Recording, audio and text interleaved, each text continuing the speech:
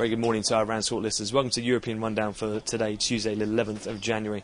Just gone through 10:30 now here in London. And after the market closed in the US yesterday, did have Alcoa report, who kickstart US earnings season. Although they beat on the EPS, revenues were slightly disappointing, but the company did say that in terms of aluminium growth for this year, they see at 12%, albeit though the numbers coming in slightly shy of some of the whisper numbers, and as such they traded down around 1% in extended trade. Nevertheless, though, equity markets here in Europe are trading up around their best levels as we head into the North American Open. Bit of outperformance today seen in the FTSE 100 after HSBC were upgraded at Citigroup. They're the best performing on an individual stock basis.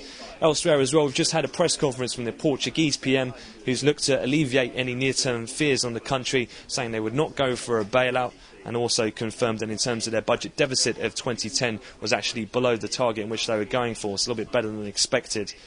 Other than that, though, in terms of the peripheral bond yield spreads, they are still seen marginally wider, particularly that of Belgium over Bunds, which is trading around a record high earlier in the morning, given the fact that they're still failing to form a successful coalition government with a caretaker leader still in place since last summer. And elsewhere, we've seen peripheral T-bill auctions, the likes of Italy and Greece. The Greek T-bill auction on a 27-week basis had 37% in foreign interest take-up, and since then, equities have taken a bit of a lift. Looking forward, though, in terms of the rest of the session, pretty quiet in US economic data today. But in terms of Canadian numbers, we'll have housing starts. We'll have the weekly ICSC and Red Book numbers from the US, IBD tips and wholesale inventories, as well as the API all inventory numbers later on in the session.